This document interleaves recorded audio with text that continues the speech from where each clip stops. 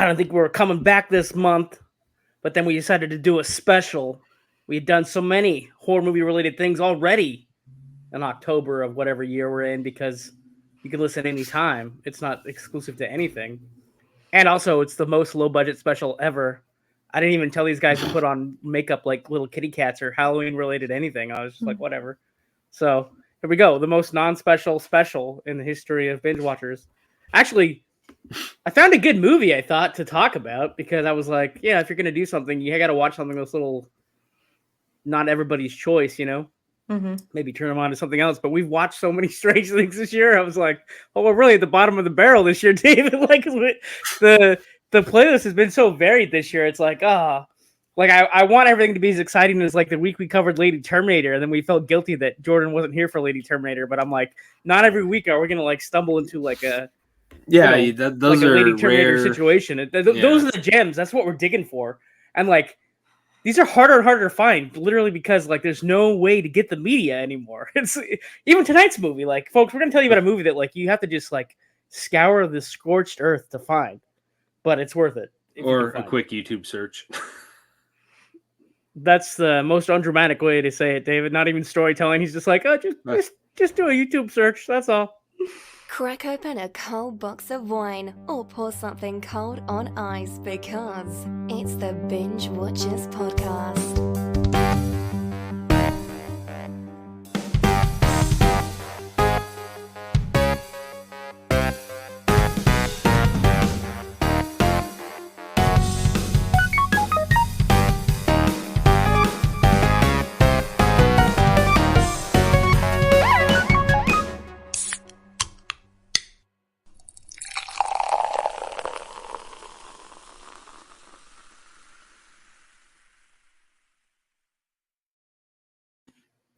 So we're going to take a deep dive in like a couple seconds into this movie called The Abominable Dr. Phibes. But one of the running jokes in the movie is that the detectives keep saying his name incorrectly. Like at one point, someone says Phibes, another one says like Phibes, phalanges, and Phineas, or like they say a bunch of variations, right? I thought it was just the closed captioning messing up every single time. But no. That just makes so much more sense. Yeah.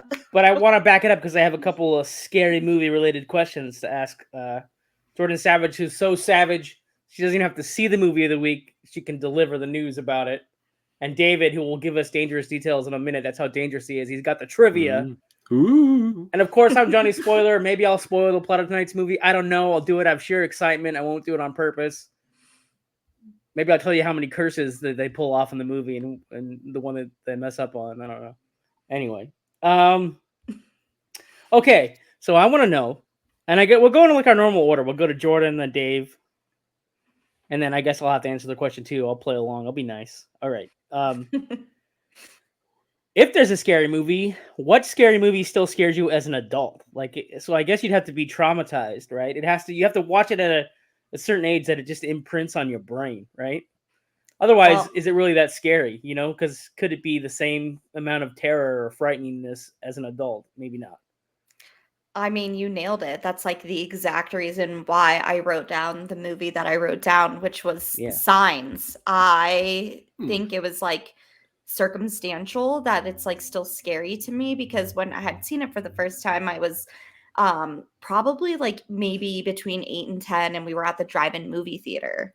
And like we would sit on top of the car to watch the movies, and I was just so scared that I had to like sit in the cab with the moms, and I watched the rest of the movie that way. But like there's some good scenes in it. I think when they're like in the basement and she's like kind of backed into a corner and you see like the alien hand kind of poke out, and then of course when you see the alien flash across the news broadcast, and then in the reflection of the TV, and like even up on the roof at night when it's pitch black, I just like it always just gave me the willies. Like, I think that's what it is. And so I can still watch it now. I'll give you that movie has a scary E.T. That's like the scariest version of E.T. we've ever seen. Like, because this alien comes around a corner, and like the way they shot it, they made it look like found video footage, like somebody's dad could be recording on like a handy cam or something, or maybe cell phone footage. Who knows? Like somebody capturing it on YouTube or whatever. Yeah, like the heinous scream when like they're using the reflection of the knife to see under the door and they cut the fingers off. Like, I don't know. I think all those things still resonate with me as I'm older. But like there's not a lot that like I would see today that I would say still scares me. So I'm going with Signs. What about you, Dave?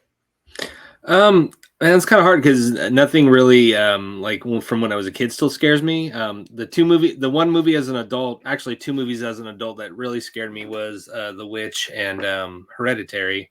Although I will say one thing that still holds for me from when I was a kid, because I will go back and watch this TV show every once in a while, is the old school Tales from the Crypt, which came out when I was like a real little kid. So whenever the Crypt Keeper pops out of his coffin, still like there's a sense memory, like I get like a little freak out for just, I don't like get terribly scared, but just like a sense memory, like, oh crap, oh okay, we're safe now, kind of a thing.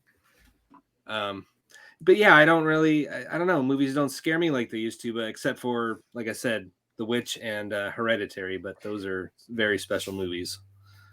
What about The Witch? Like, freaked you out? I feel like I only remember the one scene that spooked me, and it was like when the baby got snatched. Just the overall vibe. Are they stealing babies in that movie? They do steal a baby. Yeah, I still haven't watched that one. Oh, you haven't? Okay. I don't know. I was raised religious, I'll just say, and there's stuff at the very end that kind of taps into how I was raised as a kid, some of the religious stuff, and like how my one sentence review after watching that movie was like, I need to go say 10 Hail Marys, kind of a thing. But I don't know, it taps into, something. I don't know how to explain it, but it taps into that side of that religious side of me that I was raised with, and that can still freak me out. So yeah, I don't know. What else to say on that one? What about you, John? Well, again, it's because it was imprinted at the right age at the right time. I don't like this movie called The Fog, and it's the original one from like late 70s, so, whatever, early 80s.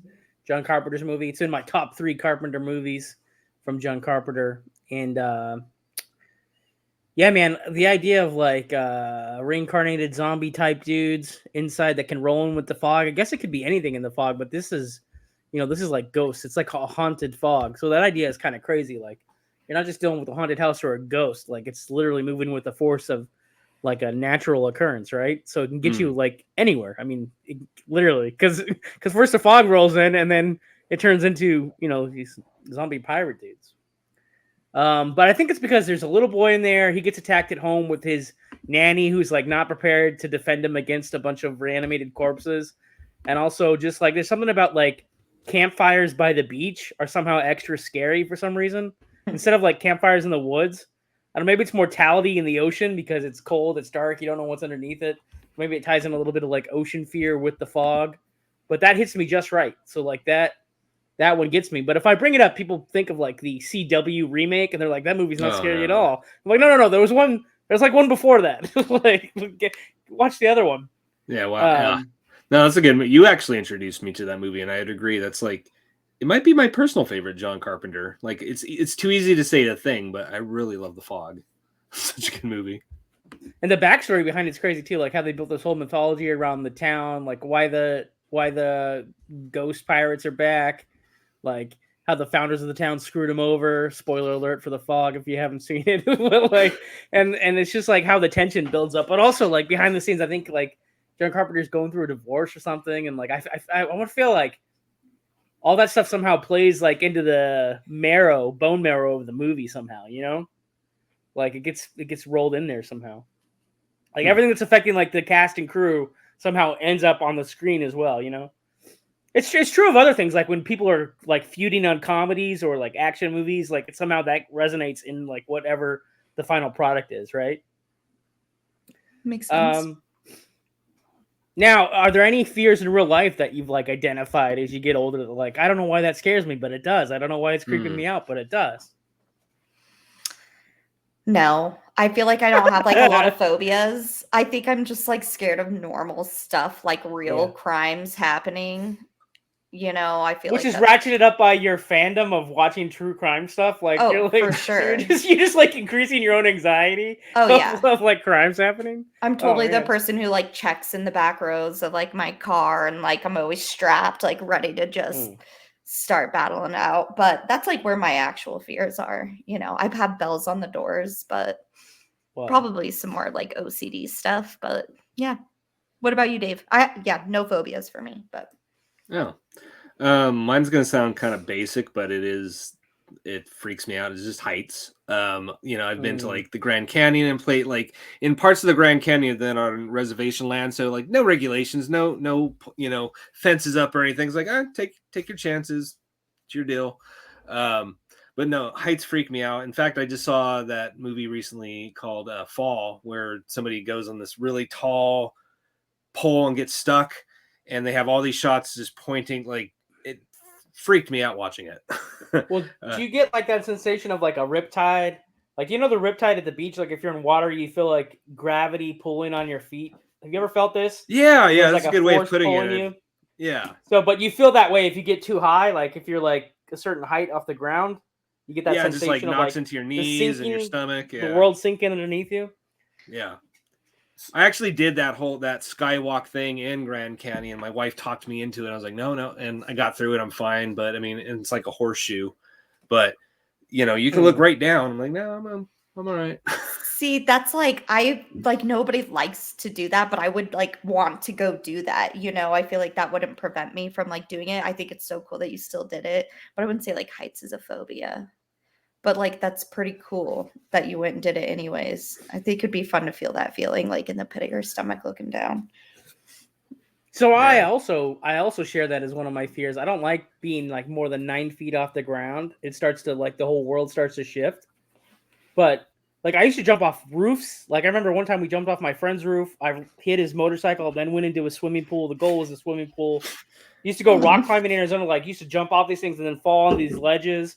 One time we were trying to roll this big thing of clay and it bounced over us, and then we went. It was like, I don't know if my fear is predicated on like the little Johnny just like jumping off of things and falling down, but I think if I did those jumps now, I'd probably bust out my knees. So, yeah, I have to get like a certain, like, if I go up a ladder, once I get all the way up to the top, then I start to feel this weird gravity pull that I was describing to Dave.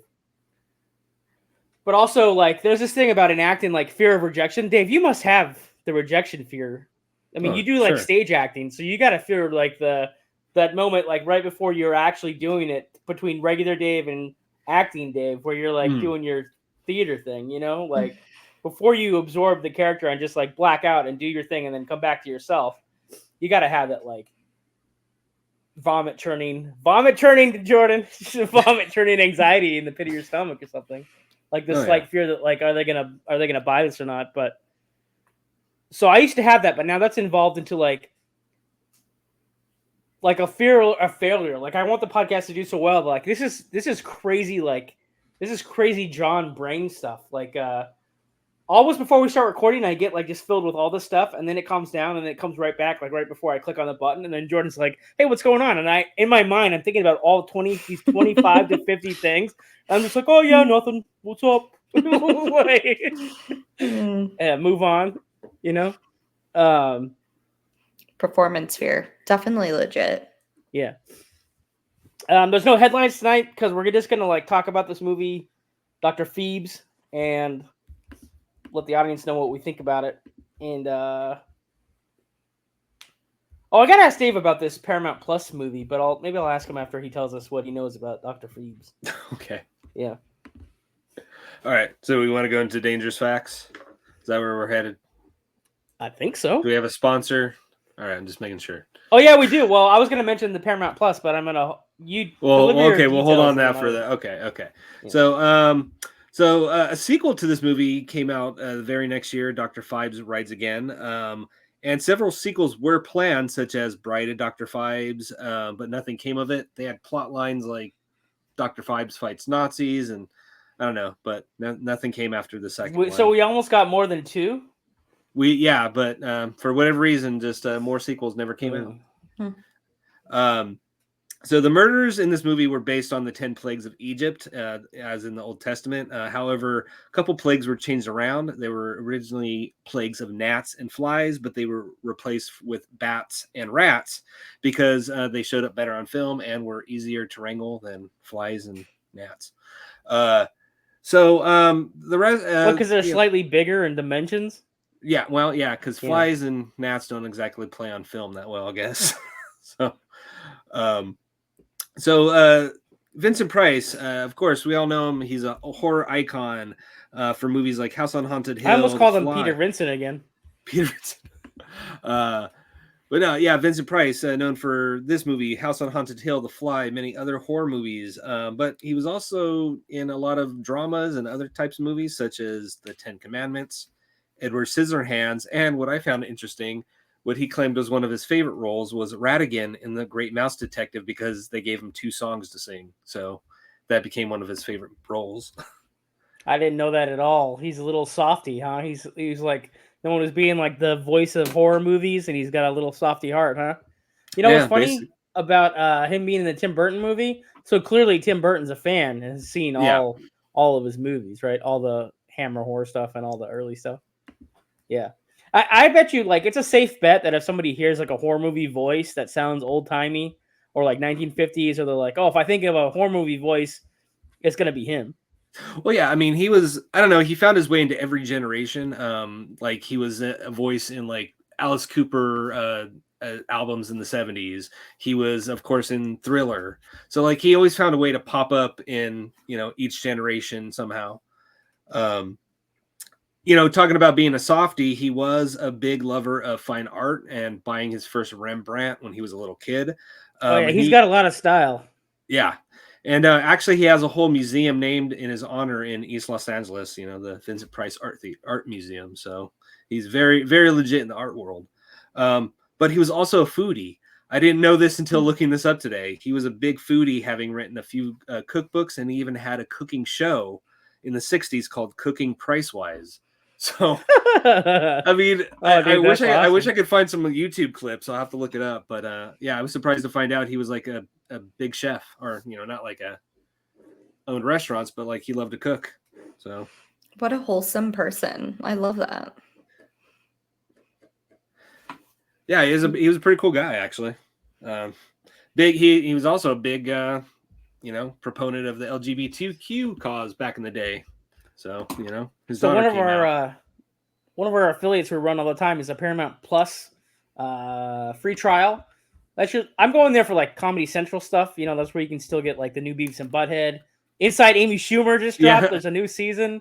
So it's worth it for a free trial anyway. It'll be in our podcast description. But Dave actually said, I mentioned this movie the other week when we were talking about Paramount Plus before, called Significant Others. It's like a new release horror movie that dropped on there. And they've actually watched it.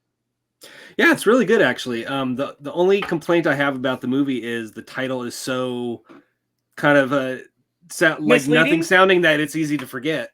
Oh, I thought it was misleading. Like there's like a trick to the title, but you don't know. I mean, there kind of is, and that's why I'm like hesitant to tell you too much about it, because it literally will switch genres on you in the middle. Well, all they have to do is it worth it to sign up for a free trial and then watch the movie?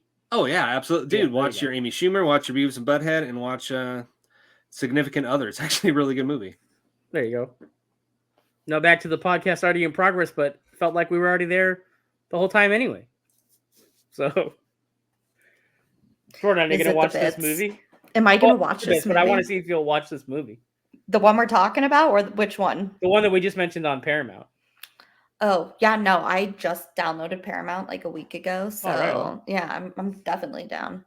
It might make you afraid to go camping for a while. I don't know. Good to have a more legitimate fear instead of like, oh yeah, I saw this movie signs. Whatever. Okay. I just used it for a cheap joke. That's all. I sacrificed you like a lamb. I'm sorry. Yeah, poo on my movie. Happy Halloween. Have we actually gone into the plot of Dr. Phibes yet? Oh crap! No, sorry. Didn't even get a tell people what the movie's about. Okay, so this famous horror movie dude from the 1950s is in the movie. What's his name, David? Vincent Price. Vincent Price is in the movie. He plays Dr. Phibes, who we don't really know. First of all, the movie starts out, you don't even know what is happening. You're just exposed to a bunch of crazy stuff happening. 10 minutes of silence, by the way. He's got like a corpse band with like mechanical masks on their faces that play music with him while he jams out on his organ, and then he's got like a beautiful Eastern European assistant that like helps him commit these murders, and he does like 2 or 3 murders and drops these symbols that are on these little pendants, these little metal necklaces that he just drops after he kills, and then like the plot starts to unravel when the detectives start bumbling around and they get little pieces of what's happening. So apparently he's not a real doctor, but he's a great organ player. I don't know. But he's mad at like these 9 doctors. First of all, okay, here's where you got to suspend your disbelief. Not that this guy's going around killing doctors that he wants revenge for killing his wife during an operation that goes wrong. But the fact that there's 9 doctors overseeing an operation, that's like 5 doctors too many, and maybe that's why it got botched, because like that's too many cooks in the kitchen, you know what I'm saying? Like there's a reason why your wife's thing didn't go well. They asked 9 people if they should do the operation or not. And there's only one real surgeon, folks. He comes in towards the end of the movie where he's trying to save his son from the curse of the firstborn sons. Yeah, there's like 9 biblical plagues that this guy's basing his murder tools around and his methodology. This is like pre-Saw. Like they're saying this it would inspire later these other movies that come out. Like he's like at one point he's like, "Oh, you got to operate on your own son. The key's somewhere in his rib cage, but acid is gonna fall through the floor in 10 minutes, brah." Do you want to play a game? Yeah. But it's because he's also a victim. He got into a car crash on the way to get to the wife. So dude talks through the organ. He like plugs in a microphone into his throat and talks through the recordophone and the organ and stuff. So the makeup's not bad for the time. I don't know if it's better in the sequel, but when he finally like pulls off his, Vincent Price mask and shows us what's underneath, it's pretty cool. Yeah, the like prosthetics or the fake prosthetics. I don't know. Is that like his real face and he just like doesn't move his mouth the entire movie? Like, yeah, that's just him Vincent Pricing the shit out of this movie. Like he's like imitating almost a ventriloquist of himself, right? Because he has to talk through his trachea or whatever, right? So yeah, he's creeping you out with just by moving his jawline and not the rest of his face. And then of course there's obviously times where it's like a mask of his face, right? Because they want to show you that it's a mask over his mutilated face. I mean, I almost just spoiled a favorite bit, so I got to back the train up a little bit and like let Jordan take it because it might be one of your guys'. I don't know. We'll find. We're down favorite bits, Dr. Phibes. Here we go. Yeah, I mean, it's obviously a really, really cool movie to watch. One of the first bits that kind of made me chuckle is when the detective tells like the one female that's like involved in the killing of his wife that they like separate her, right? And so he tells her to take a sleeping pill before she's like murdered. And I was like, at least I don't know. Oh, see, I missed that part. I kept wondering why she wasn't waking up while she was getting killed. I missed that part. He's like at the door and she's like, I just don't think I can sleep. And he's like, you should take a sleeping pill. And I was like, oh, great advice. Like she just died at least peacefully. Yeah, no, but there was just a lot of I loved watching the 10 plagues kind of play out, and then obviously the end. I don't know if I want to spoil it this early, but just like him being essentially, spoiler alert, the 10th plague, darkness, and he, I guess that's a pretty cool story device, right? Like he himself is one of the plagues, and he's also a victim. Yeah, it's kind of. And that scene is really sick, just like with all of the mirrors, and she's just like beautifully preserved, and he lays down next to her and just ends it. I mean, we already know there's a second, so Dave, he rides again. Yeah, that's the title of the second one. So Dave, what's your favorite bit? I have a few. The bat scene, the guy that gets overtaken by bats. There was something that was genuinely freaky about that because for whatever reason, you don't see a lot of close-up of bats in movies, and you don't see a lot of people get attacked by bats in movies. So, and I don't know. I mean, you ever seen have the you movie guys Bats? ever had a bat fly by your head? And there is a 1950s bat movie called Bats, and then they remade it with Lou Diamond Phillips. Lou Diamond Phillips. That's a good one. Did you see that one? It's like 90-ish, early 2000-ish. I don't know. Those were cute bats. Like I would want to like cuddle them. They look like cats with wings. I mean, you're not totally wrong, but I don't know. There was something about that like tapped into like an eeriness to me. The other scene that I thought, like, this movie clearly inspired some other movies, but there's a scene, the frog death, we'll call it I've seen it in another movie called where Texas bow tie, where it's the same principle, like something gets on you and just chokes you to death, or can sometimes chop off your head. Just gets tighter and tighter, right? Yeah. So yeah, he's at a party, puts on somebody's mask, clicks it into place, and it just keeps tightening and tightening around the guy's neck until, I don't know if his head popped off or he just choked to death, but he wasn't alive after that. But yeah, I don't know. I like the look of this movie too. The band and just overall colors and everything about this movie is pretty fun, if you call those bits. What about you, John? So maybe because it happened too fast, like it happens off screen, but then one of the victims gets skewered by a unicorn horn, and then I had to rewind that. They had the corkscrew. So this horn comes through, and so basically, once the detectives, who are definitely like some kind of British comedy archetypes, like once they start to bungle around and figure out, like, oh, we should probably separate the other doctors that are still alive on this list and keep them alive. And one doctor's like, okay, we're going to go to my country house and you guys can come, but it's a big distraction to me. And he opens the door and this flying statuette figurehead of a unicorn drives into his chest and pins him to the cabinet or wall doorway thing that he's behind.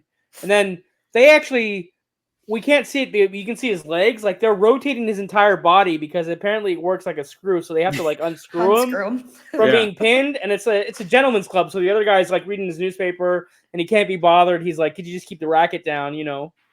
And I mean, literally, that's like, there's a zaniness in this movie that might deter a lot of horror movie fans, but it's like the right stew. I don't know how to explain it. It's like got a lot of Technicolor things happening.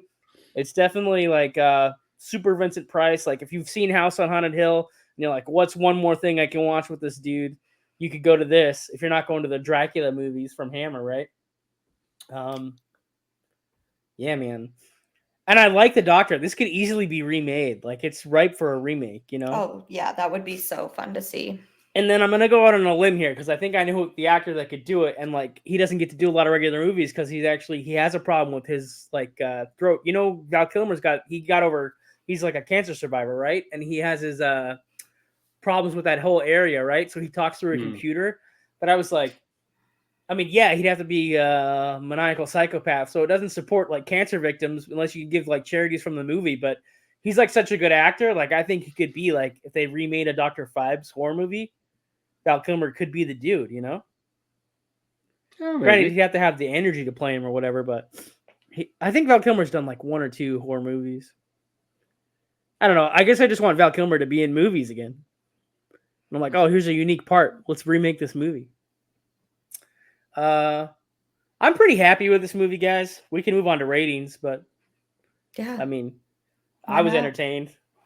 I was definitely entertained. It was a binge now for me. I wasn't leaning that way the entire movie, but like the way that they had kind of closed it all out and like leading up to the detectives like kind of catching up to him, I think had really sealed the deal for me. So a binge now. What about you, Dave?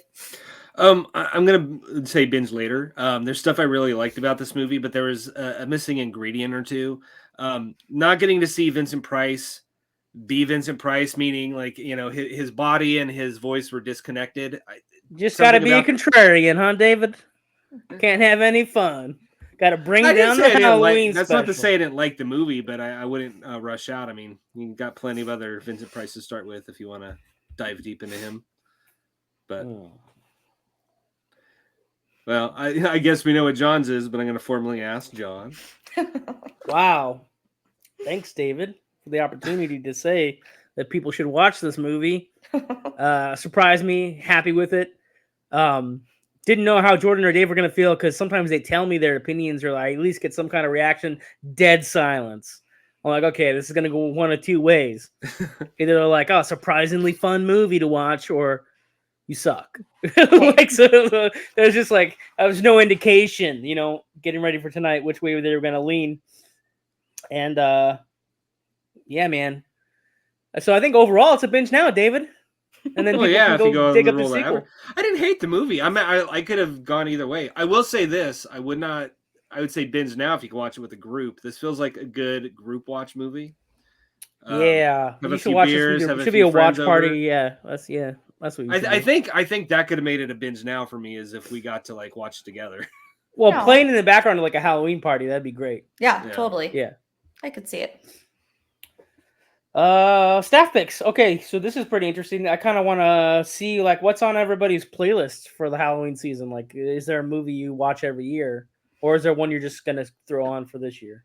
Well, since you poo-pooed the movie I brought up earlier, I feel reluctant to share. Just kidding. Darn. No, there's so many. I guess Interview with a Vampire is one that I like always love to watch. There's You like watching a new show?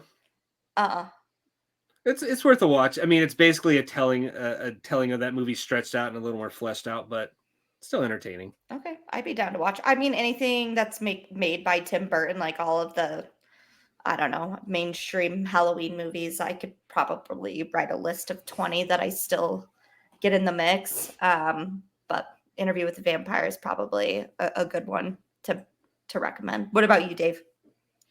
There's a few of them have actually been episodes, so I won't go into great detail, but like Return of the Living Dead, Night of the Demons are ones I watch almost every year. The Tales from the Crypt movie from the 70s, a British one, that has actually a lot of vibes of this Dr. Phibes, actually. But and then of course Tales from the Crypt Demon Knight, that's another one that I just kind of go back to. Those are great Halloween movies that I don't know. Those are the ones I go back to every year just because they're so fun to watch. I don't know. What about you, John? I got one that Jordan will like. Yeah. Space Invaders. Like Mars is at war with itself and then they crash land. It's like in the early 90s. It's like feels like a Disney Channel movie, but it's kind of cool because the Martians look real because they do really good makeup work, and then they just like infiltrate this town, and then there's a little girl dressed like an alien from the Aliens movies, and she helps them out. Oh my god! So I watch that every year. I watch Halloween 4, The Return of Michael Myers from the original continuity of the Halloween movies. We kind of mentioned that last week, and Army of Darkness, which is technically Evil Dead 3. So, and I actually here's some trivia, David. I actually don't like the director's cut. I don't like that he wakes up in the future and he like, because there's two versions of this movie. The theatrical producer's cut is like he gets sucked through medieval times after the hauntings at the cabin and he fights demons in medieval times. But then the director's cut, they have like an alternate ending where he thinks he takes the magic potion correctly and is going to wake back up in the 70s where he's from. But he actually goes like 400 years past and he wakes up in like a Mad Max, like he's like way in the future, right? Like what? Too many drops. Yeah, he takes too many drops of the magic potion and wakes up later. But I just like, I've always thought they didn't need that scene for Army of Darkness to be a good movie. Like just Ash fighting in the evil Ash and an army of skeletons, and it's ridiculous. Was good, you know. I'm going to surprise you because I'm actually on your camp. Like I never liked the director's cut. That's one of the few director's cuts I don't like for the same reasons you just pointed out. Oh, it is a special episode, folks. We agreed on something. Look at that. Look at that. Oh, happy Halloween. Check your candy. Man, that's always good. Yeah, look for razor blades.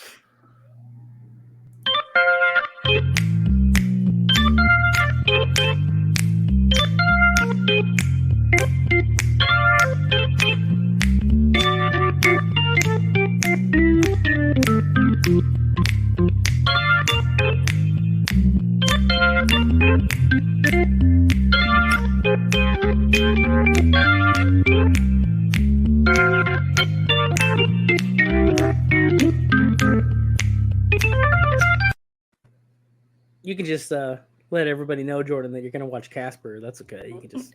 You know what? I feel like I have to do next year like a spooky movie challenge where I have to watch all of the movies that you guys set forth for me before I watch one of my cheesy flicks. Oh, the year's not over. Well, you know what? You should also give us at least one. You know what? I'll defend. I like Casper, although I haven't watched it in years. I think it's so cute. I don't know. I love it. But bring it on, guys.